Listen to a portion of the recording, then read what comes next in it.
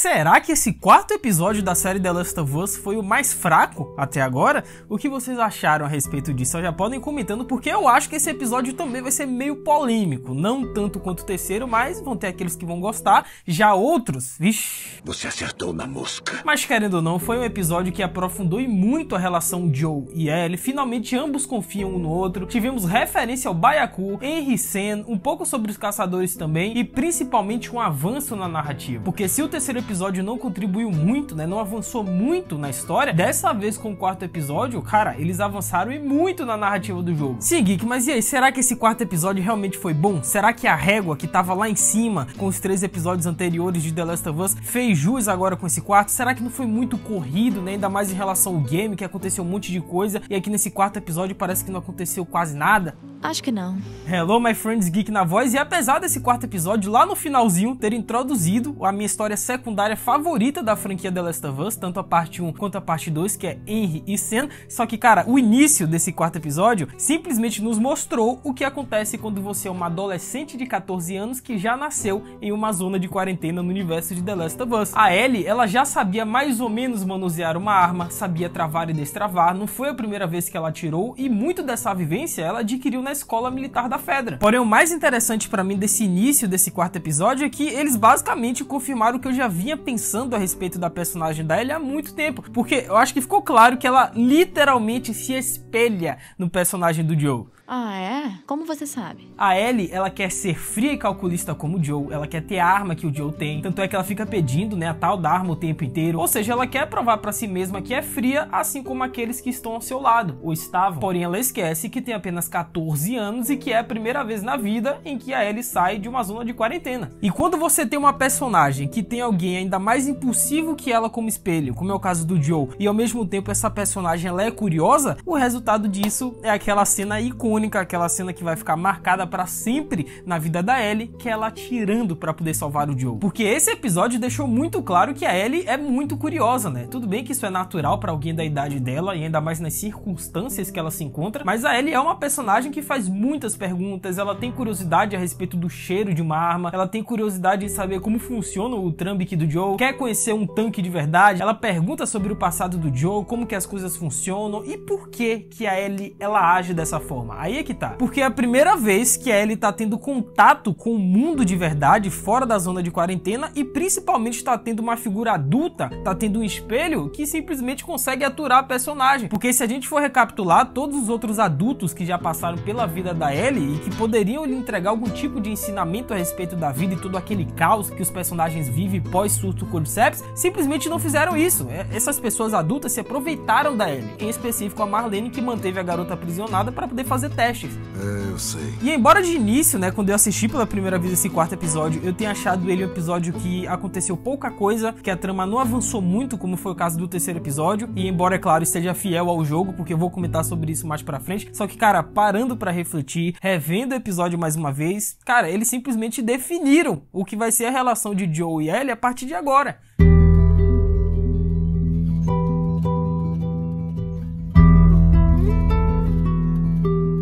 E a música que a Ellie pede pro Joe colocar no carro, que é a icônica Alone and Forsaken do Hank Williams, diz muito a respeito da relação dos dois. Primeiro que essa cena, assim como o início de todo o episódio, né, é uma carta de amor ao fã de The Last of Us, porque as piadas da Ellie, a revista, a música no carro, os diálogos, os enquadramentos de câmera, cara, é idêntico, está igual ao jogo. Eu, como fã, só faltei subir pelas paredes, velho. Não, a reação que o Tio Geek teve vendo esse início de quarto episódio é igual o Pedro Pascal dançando com o clique lá, maravilhoso.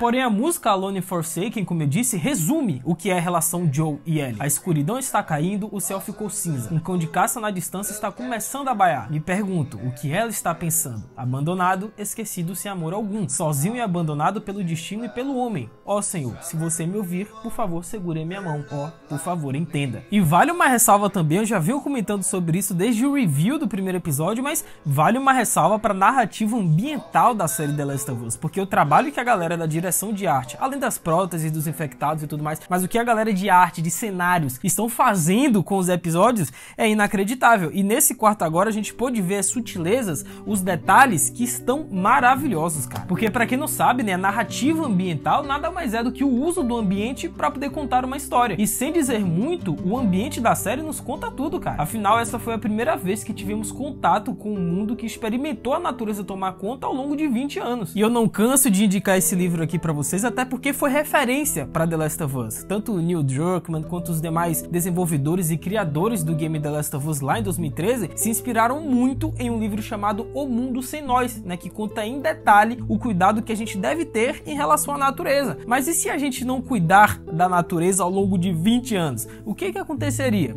Acho que esse quarto episódio mostrou pra gente, cara. Eu sei. E o que a direção de arte vem fazendo com os episódios é maravilhoso, como eu disse, né, cara? Porque nesse momento do episódio, percebam que a Ellie e o Joel estão em um automóvel, né? Estão em um carro que reluz a cor azul, enquanto os demais objetos do cenário estão cobertos por cores sem vidas. Pois o azul simboliza segurança, compreensão, lealdade, confiança e tranquilidade. E é justamente sobre isso que se trata esse quarto episódio. Principalmente confiança. Porque tá nítido que tanto o Joel quanto a Ellie estão tentando esconder suas vulnerabilidades, afinal nem ela e nem ele confiavam um no outro no início. E pra mim isso ficou claro no momento em que o Joel disse a Ellie que ela era uma carga. E ele pode até ter achado isso naquele momento, mas essa não é bem a verdade. Ah, é? Como você sabe? E percebam que a Ellie, ela não toma desaforo do Joel, tá? Porque com a partida da Tess, a banda, o trio, ficou sem o líder. Porque convenhamos que quem guiava a galera no início era justamente a Tess. Mas agora, a banda tá sem um rumo. E se vocês acham que essa garota teimosa, de 14 anos, chamada Ellie Williams, vai se deixar dominar pelo Joel, né, que obviamente é um adulto e mais velho do que ela, você tá enganado. A gente viu lá no início do terceiro episódio, na cena da floresta, que sempre que necessário,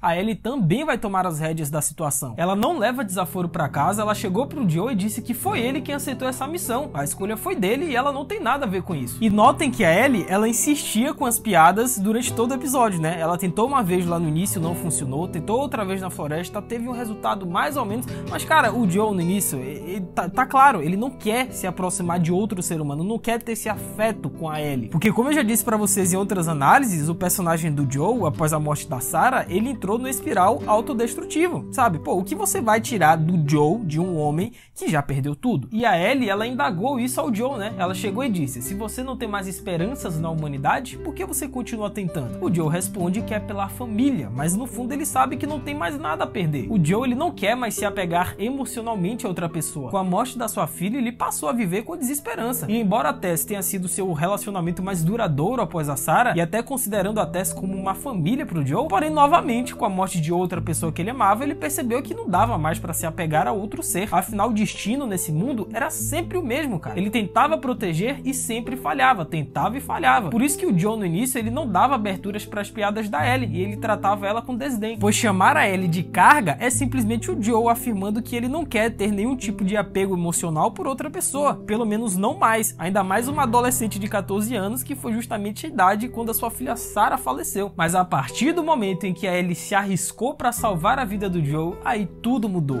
É uma longa história. Porque o Joel antes já não tinha escolha, né? Pois além dele ir de encontro com seu irmão Tommy, porém a Ellie já era o seu propósito, ele gostando ou não. E o fato dele estar nessa situação, passando por esses impasses, como quase morrer numa emboscada, diz muito a respeito dos riscos que o Joel corre para poder proteger aqueles que ele se importa. Novamente, o Joel, ele tem medo de falhar mais uma vez. Ele já falhou com a Sarah e falhou em proteger a Tess. E ele não quer que o mesmo agora aconteça com a Ellie. Porque na cabeça do Joel, esse é o seu propósito. É para isso que ele serve. É para proteger outro ser humano. E ele já falhou 2 vezes. Ele não quer a terceira. Por isso que ele se arrisca tanto pela Ellie, né? Pois além do fato dela ser a esperança da humanidade, é claro, mas o Joel também vê um pouco da Sarah na personagem da Ellie. Seja pela idade de ambos, que é a mesma, 14 anos, ou então o senso de proteger uma outra criança. E notem nessa cena da floresta que o Joel finge pra Ellie que vai dormir, mas na verdade ele passa a noite de plantão protegendo a Ellie.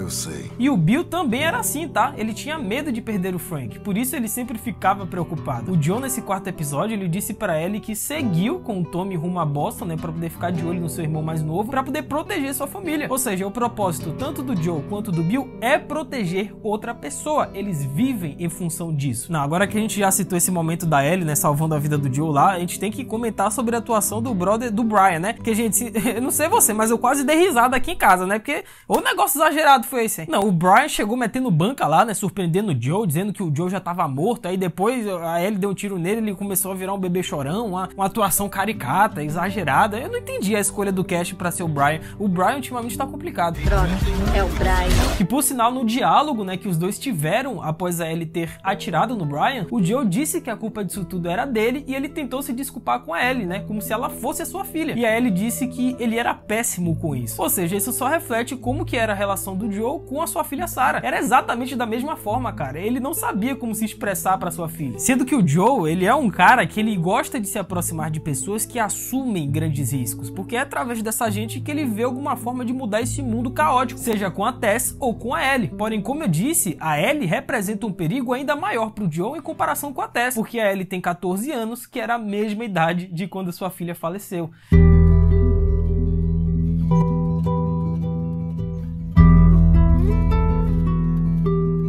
E no momento em que a Ellie pergunta pro Joe se ele já matou pessoas inocentes, entra aí um diálogo muito interessante, né? Porque embora o personagem do Joe ele tenha fugido da resposta, só que a psicologia por trás do que o Joe pensa, cara, é muito complexo. Porque The Last of Us não é a primeira história e nem será a última a colocar o jogador no papel de salvador que necessita eliminar dezenas ou centenas de pessoas para atingir o seu objetivo. No entanto, poucos são os que nos mostram as consequências de tais atos, já que eliminar pessoas para atingir um objetivo pode fazer sentido quando todos que se deparam no caminho do herói são claramente vilões. É aquela coisa, todo vilão é o herói de sua própria história. E se tem uma coisa que o personagem do Joe, ele não é herói, tá? Porque, cara, nesse universo de The Last of Us completo, robusto de áreas cinzentas, infelizmente, pessoas inocentes ou indefesas acabam por ser apanhadas no meio do caminho do herói. E se tratando de um personagem como o Joe, que já foi um caçador e que hoje vive como contrabandista, é a coisa mais natural do mundo pra ele apanhar o inocente. São ossos do ofício. Que, inclusive, esse momento da série, né, a pergunta que ele fez se o Joe já matou o inocente, é só pra quem jogou o game. Se você já jogou The Last of Us, mesmo a gameplay, e não apenas viu as cutscenes,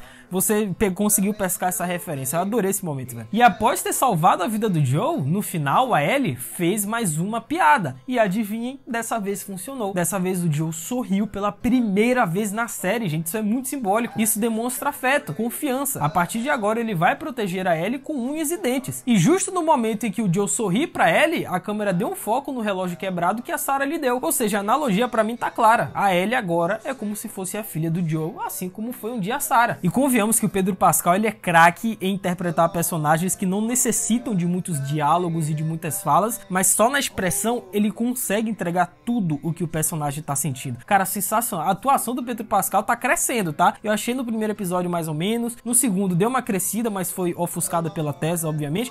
No terceiro episódio eu gostei e aqui no quarto agora acho que é o ápice dele. E eu já comentei isso também que eu vou falar agora em outros vídeos aqui no canal, em outras análises, mas vale a pena retornar, porque acho que se encaixa perfeitamente nesse cenário do quarto episódio, que é o fato das mulheres liderarem quase tudo no universo de The Last of Us. Porque, embora a gente saiba que biologicamente as mulheres são mais fracas em relação aos homens, né, em termos de músculos e força bruta, mas, cara, as minas, elas dominam tudo. Elas são as líderes de todos os grupos de sobrevivências em The Last of Us. Eu sei. Nesse caso, temos a Marlene, que é a líder dos vagalumes em Boston, e a a Kathleen, que é a líder dos selvagens. Sendo que a esperança para a humanidade, quem sabe uma cura, quem sabe uma vacina no futuro, vem justamente de uma mulher. Olha só, né, cara, que inclusive, tá, o craque do jogo, o prêmio de craque do jogo, vai pra Ellie Williams, porque o que ela fez nesse episódio é inacreditável. Eu me recuso a acreditar que a atriz da Ellie, né, que é a Bella Ramsey, ela não jogou The Last of Us antes de gravar essa série. Impossível. Ela mentiu. Claro. Ela é a personagem da Ellie 100%, mano. Ela conseguiu personificar a Ellie, mesmo não parecendo fisicamente, porque, cara,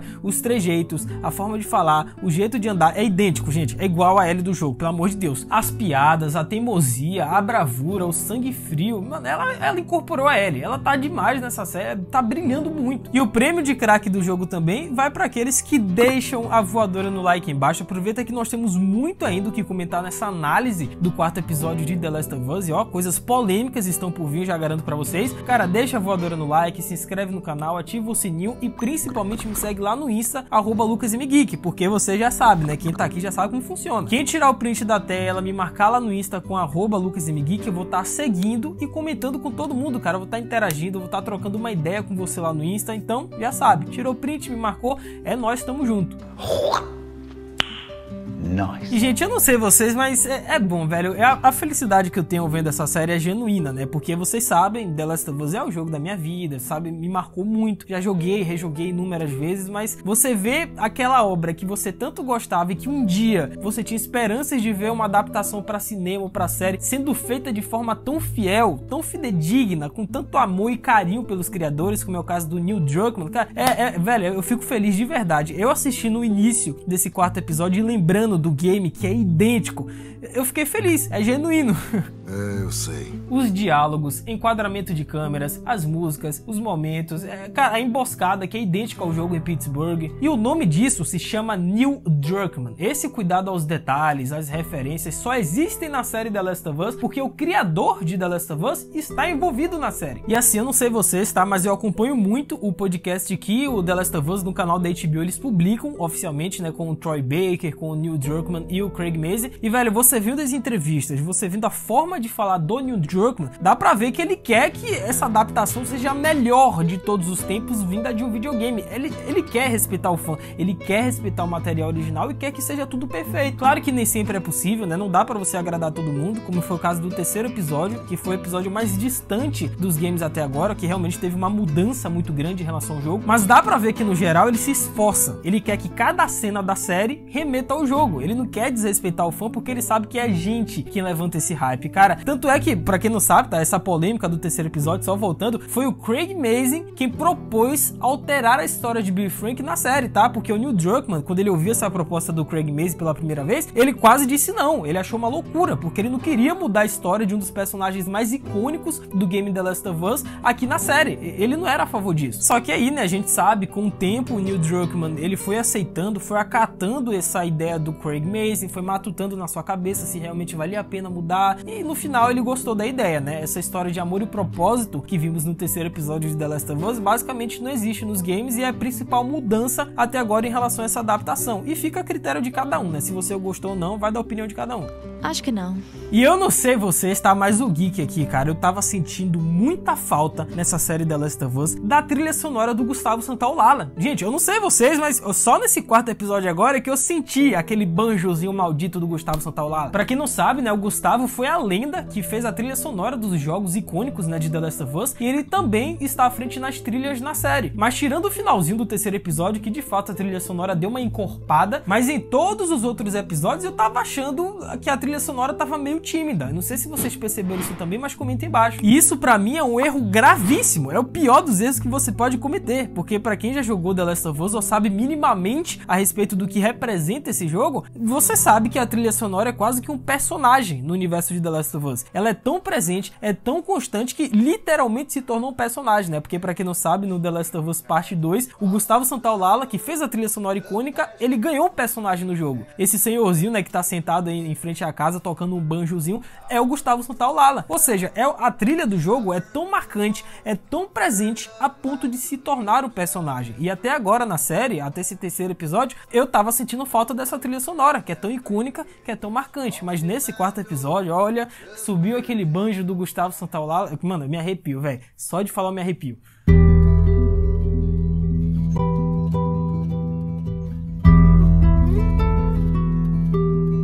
E agora a gente entra no momento mais polêmico, acredito eu, desse vídeo e também do 4º episódio, né? Que é justamente o fato do roteiro ter cortado muitos segmentos do jogo. Porque pra quem nunca jogou The Last of Us Parte 1, do momento em que Ellie e Joel são emboscados em Pittsburgh até o momento em que eles se esbarram com Henry Sen, é um rolê inacreditável, são horas de gameplay.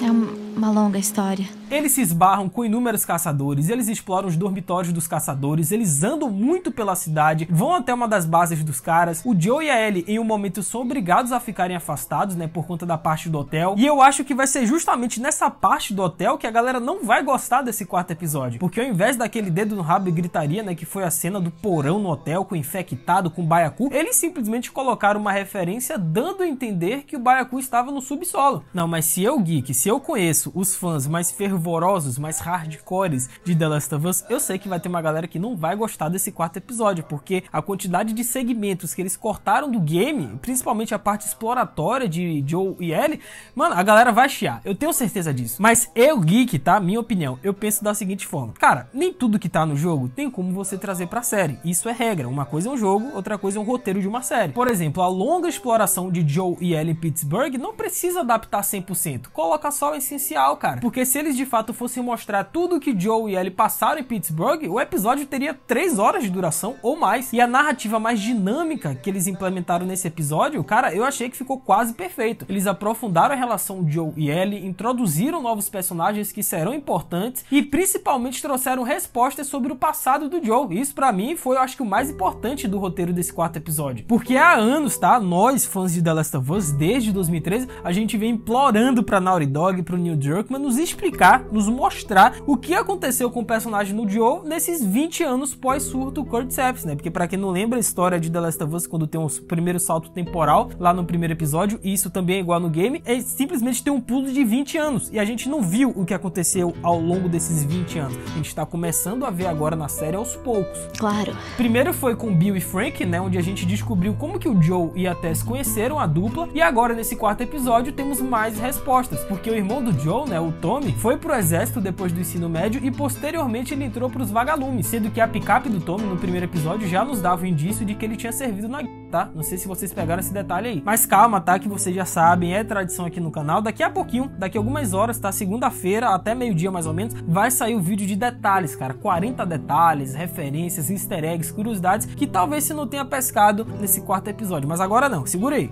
Acho que não. E a gente descobriu também nesse episódio, né, que após sair do exército, Joel e Tommy foram pra Boston e é lá onde eles conheceram uma galera barra pesada, né? Em específico a Marlene, que é a líder dos vagalumes, e o Joel, a Tess. Ou seja, de pouquinho em pouquinho a galinha vai enchendo o papo, cara. Não dá pra ter todas as respostas de uma vez, mas se tem um lugar perfeito pro Neil Druckmann contar a história de Joel que nunca vimos, é na série da HBO. Agora eu confesso pra vocês que a única coisa que eu não gostei um pouco nesse quarto episódio, e que na verdade é uma falta que eu senti em relação ao game, são os momentos de confronto do Joel e os caçadores. Gente, não dá, porque nesse episódio, cara, se você for pegar a gameplay mesmo, a quantidade de gente que o Joel tem que passar por cima pra poder chegar até Henry Sen é inacreditável. Novamente, vale aquilo que eu digo, tá? Nem tudo que tá no jogo dá pra ser adaptado pra série. Mas o Joel, ele só derrubou uns 2 caras, mano. Uns 2 caçadores só, e é isso. O quarto episódio, eles cortaram todo esse segmento. Eu acho que dava pra ter colocado mais confrontos, cara. Ah, é? Como você sabe? Talvez eles fizeram isso de propósito, não colocaram muita ação nesse quarto episódio pra justamente no quinto eles introduzirem o Byaku de verdade, e colocarem a galera atrás de Henry Sen, e agora eles vão estar junto com o Joel e Ellie, vai ser o dedo no rabo e gritaria, e aí sim o Joel vai começar a atirar em tudo que é caçador.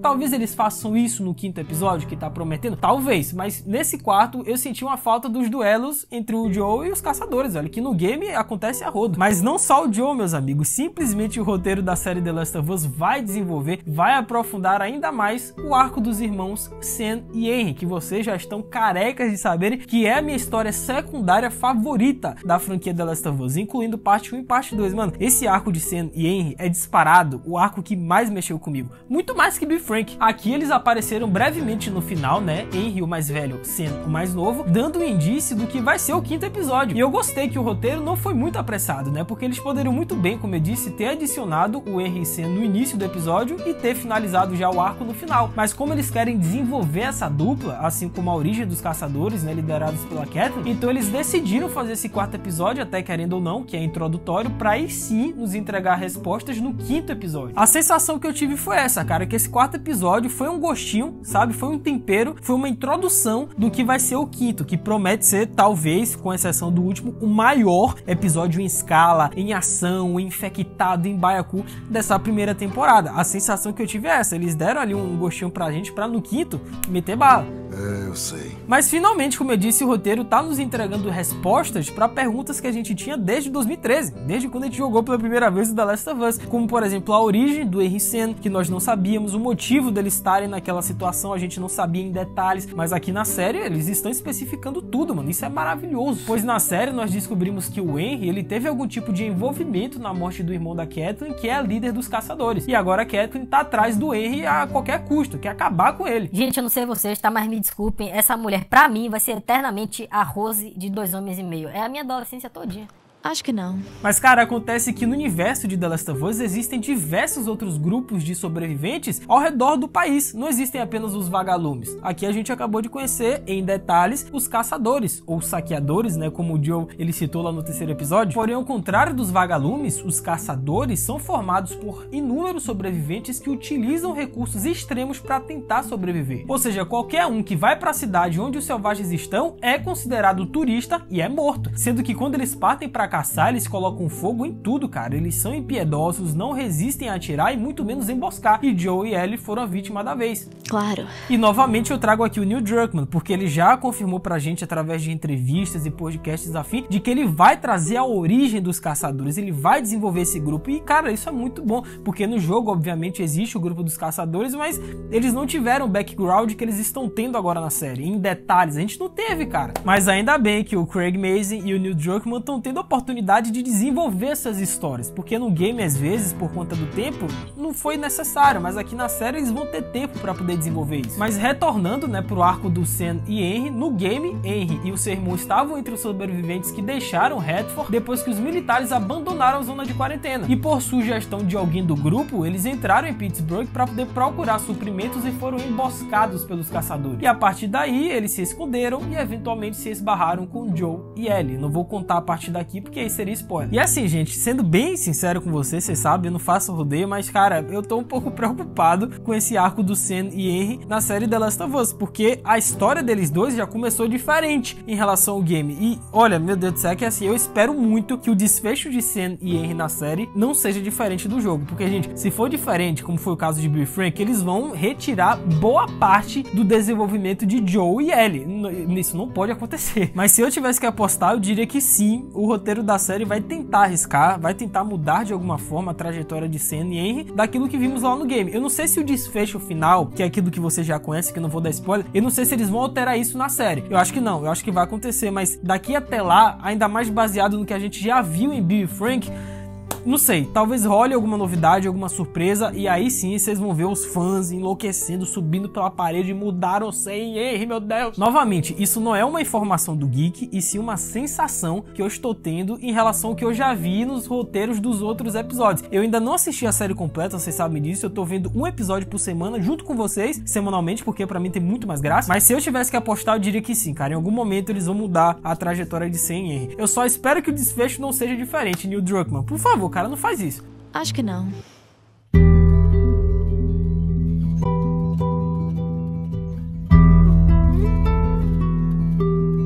E finalmente temos um indício do último estágio de um infectado, né? Pelo menos por enquanto, que é o Baiacu. E o motivo do Baiacu ter aparecido no subsolo nesse episódio é porque o mesmo aconteceu no jogo, cara. No momento em que Joe e Ellie se afastam, o Joe fica sozinho no porão do hotel e dá de cara com uma horda de infectados, e entre eles o tão temível Baiacu. Bom, vamos lá, tá? Baiacus, ou vermes, ou blowers, ou como a gente chama aqui em Salvador, barril dobrado. É simplesmente o último estágio de um infectado, pelo menos no game The Last of Us, porque aqui na série eu vou comentar mais pra frente, eles vão adicionar um novo infectado, adição inédita, que vai ser o nível 5, mas no game nós conhecemos o Baiacu como o último estágio da infecção, e são pessoas que foram infectadas há vários anos, e a gente vê isso pelo tamanho do bichão, né? E embora eles sejam mais lentos, mas são incrivelmente fortes e resistentes com o crescimento do fungo, servindo como blindagem, cara. Os blowers também podem arrancar fungos de seus corpos para usar como bombas de esporos e jogá-los em seus inimigos. No entanto, esse crescimento adicional de fungos os torna vulneráveis ao fogo. Porque se vocês notarem, tá na cena do trailer que aparece o blower, isso daí tá nos materiais promocionais, ele tá vindo meio que de uma larva, meio que de um fogo, não sei se é nessa parte do subsolo, mas eles são vulneráveis ao fogo. E fica a dica do Geek, tá? Quando você for jogar The Last of Us, poupa tua munição, cara, poupa tua arma, tuas balas, joga coquetel molotov, joga a bomba de pregos, qualquer outra coisa que exploda, entendeu? Que tenha fogo. Claro. E no caso dos Baiacus, acontece que grande parte do corpo da criatura foi substituída por placas fúngicas. Nesse caso, caso, o fungo invadiu completamente o corpo e simplesmente floresceu. Um Byaku, quando infectado, sente que vai morrer, então ele encontra um canto escuro e torna-se parte do ambiente. Nesse estágio, os elementos humanos já não existem e o corpo desaparece. Eles deitam-se e germinam e depois lançam esporos. E se alguém respirar aqueles esporos, fica infectado imediatamente. Não, o tanto de raiva que eu passei jogando essa fase do Blood lá na escola do jogo, que é diferente aqui, eu vou comentar sobre isso na parte de detalhes, mas o tanto que eu morri lá na primeira vez, eu lembro até hoje. É uma longa história. E caso o Byaku ele não apareça no 5º episódio, caso ele de fato não seja aquela criatura que nós vimos tentando subir, tentando emergir do subsolo lá dos caçadores, talvez seja o novo infectado. Se não for o Byaku, o que eu acredito que seja, talvez seja o infectado nível 5 que vai aparecer em The Last of Us, né? Porque pra quem não sabe, Neil Druckmann e companhia, eles simplesmente criaram um infectado inédito pra série, que não existe nos games e que em algum momento vai aparecer, que é o infectado nível 5. Ou seja, é um nível acima do Byaku, né? Que o Byaku nesse caso é o 4, porém não necessariamente deve ser um infectado maior ou mais poderoso que o Byaku, mas apenas a nível de fungo ele é maior que o Byaku, ele é nível 5, entendeu? Acho que não. Não, sendo bem sincero, eu tô muito, mas muito curioso pra saber pelo menos a aparência, o tamanho desse infectado, porque se é nível 5, então será que ele vai ser maior que o Byaku? Como eu disse, não precisa necessariamente ser maior ou mais poderoso, mas se é nível 5, tem que ser uma ameaça maior que o Byaku. E a gente sabe que só existe uma ameaça maior que o Byaku no universo de The Last of Us, né? Quem jogou o 2º jogo sabe do que eu tô falando. Então, vai ter esse bicho do 2º jogo e ainda vai ter o nível 5 e ainda vai ter o Byaku. Tá tudo meio nublado, meio estranho, mas vamos descobrir. Eu tô muito curioso, cara. Se eu tivesse que apostar, eu diria que sim, é o Byaku. Eu acho que ele deve aparecer nesse 5º episódio. E aí só lá pro final é que esse novo infectado nível 5 é que vai aparecer. É o meu palpite, não é uma informação, é uma sensação. Ah, é? Como você sabe? Mas e vocês, meus amigos? O que vocês acharam desse 4º episódio, que até o presente momento foi o mais curto, né? Vale mencionar, teve apenas 48 minutos, se eu não me engano, ou foi 45, mas foi menos de 50, mas comentem aí o que vocês acharam, se vocês gostaram, se tá idêntico ao jogo, então se teve alguma coisa que você não gostou, que eles cortaram, então teve algum arco que não foi bem desenvolvido. Comenta aí, cara, porque o vídeo termina agora, mas continua aí embaixo no campo dos comentários. Comenta se você gostou, se não gostou, que eu vou ler e responder todos os comentários. Se estão vendo esse vídeo aqui em cima do escudo do capitão, cara, clica nele, que foi outro vídeo de The Last of Us, muito legal, uma informação valiosa para vocês entenderem mais sobre a série. Aqui tá o nosso especial de 1h30 do primeiro jogo, vai lá que tá muito bom. Aqui em cima também tem outro vídeo. Não se esqueçam da voadora no like embaixo, mega importante, se inscrevam, ativem o sininho e principalmente me sigam lá no Insta, @LucasMGeek, que você já sabe, já tô ligado na integração YouTube e Insta, tá? É isso, até a próxima, valeu, falou e fui. Será que esse episódio vai gerar polêmica? Meu Deus, tô preocupado. O fã de The Last of Us ultimamente não quer se decepcionar, o Neil Druckmann.